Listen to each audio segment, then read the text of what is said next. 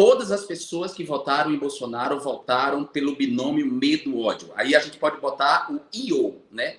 Medo, IO. Legal, faz sentido.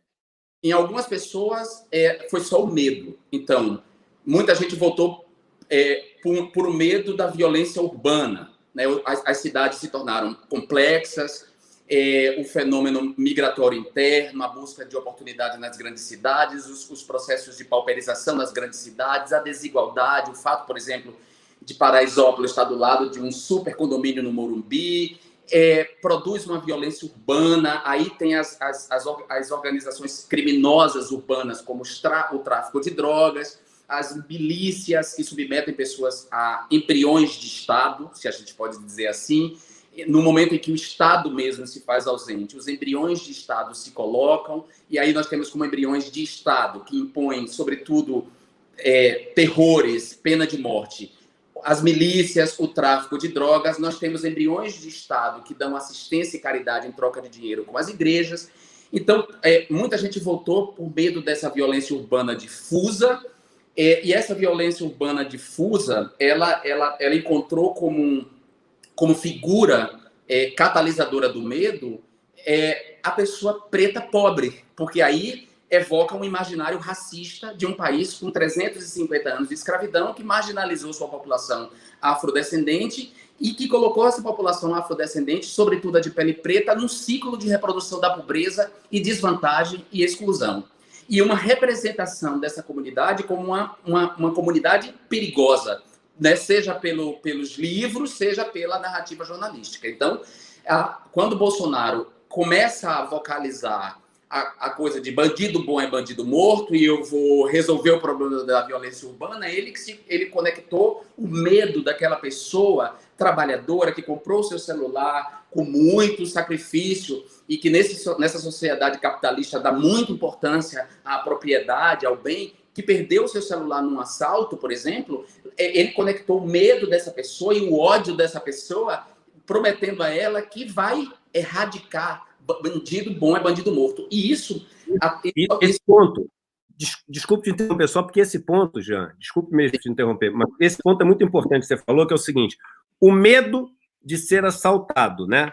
Que pode ser solucionado de duas maneiras.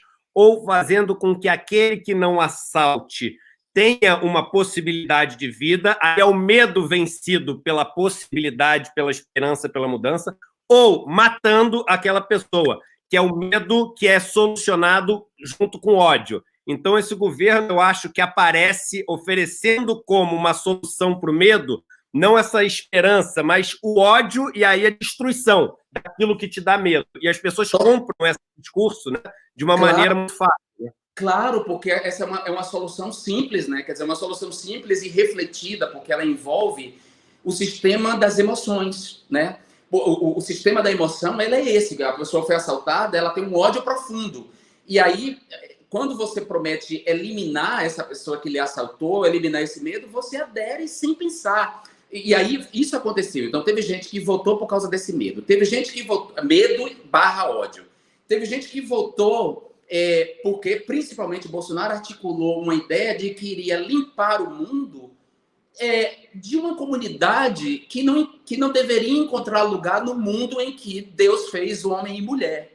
Então, pais de gays, mães de gays e lésbicas, de filhos trans, que têm muita culpa, que nunca aceitaram de seus filhos de verdade, que têm uma expectativa traída profundamente porque sonhava que aquele filho fosse no estádio de futebol, sonhava... Quer dizer, os pais fazem muitas projeções sobre os filhos e quando os filhos traem essas projeções, eles sentem culpa, eles sentem ódio, eles querem corrigir isso que eles acham que é o erro deles. Ou seja, Bolsonaro prometeu isso, um mundo que iria limpar os gays, né? Menino veste azul, menina veste rosa. Conecta com esse medo, ódio. Então, Bolsonaro foi plasmando medo, ódio com uma cumplicidade de meios de comunicação e de uma plutocracia que não tinha candidato. Então, os plutocratas brasileiros, os ricos, os donos dos meios de comunicação, na falta de um candidato polido, de um candidato liberal, com chance de vitória, decidiu apostar nesse aventureiro medonho, nessa figura fascista.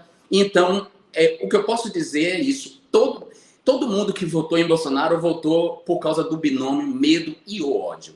Houve identificação. Não foi só... Claro que as fake news manipularam o medo e o ódio. E esse é o papel das fake news. As fake news, elas têm o papel de manipular esses medos, esses preconceitos. O algoritmo ajuda a manipulação. Eu acho bacana você falar para as pessoas, vamos compartilhar, porque a gente vai furando a prisão que o algoritmo vai fazendo. A gente vai saindo das bolhas, né?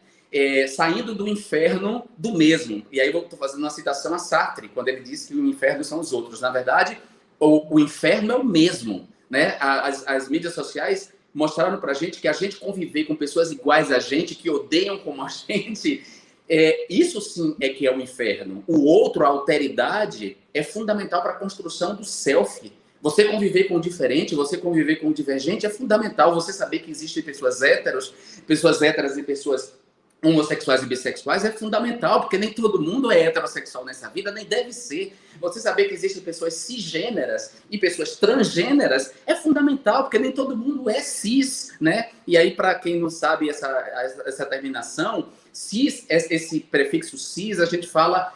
Vou fazer um paralelo assim, quando a gente fala em república cisplatina, né?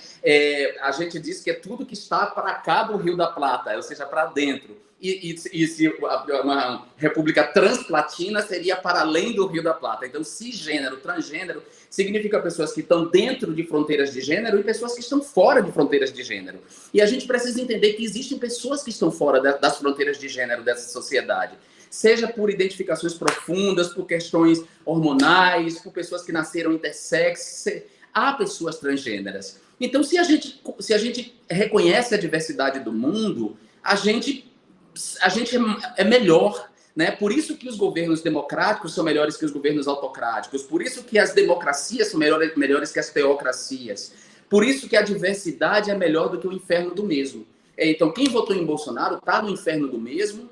Muita gente se arrependeu, porque muita gente, claro, compreendeu que foi manipulada, que teve seu medo manipulado.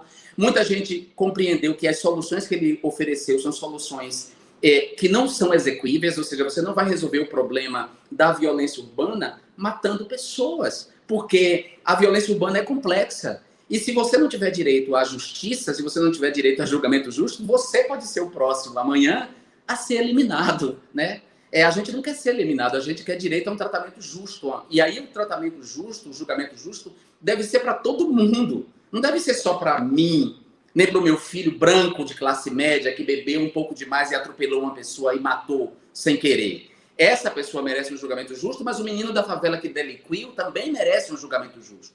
Merece pagar uma pena justa e merece segunda chance. O problema é que a gente vive num país racista, com racismo estrutural, sistêmico, um país de desigualdade de gênero muito grande que naturalizou. Então, a classe média acha que ela tem direitos e que os demais não têm. Os ricos acham que eles têm privilégios e que os demais não devem ter. E quem é contra isso, quem quer, na verdade, uma democratização em um país mais justo, como você mesmo colocou de maneira muito bonita, uma solução que não passe pelo medo, passe pela esperança, passe pela construção, pelo combate à desigualdade, por uma justiça, né?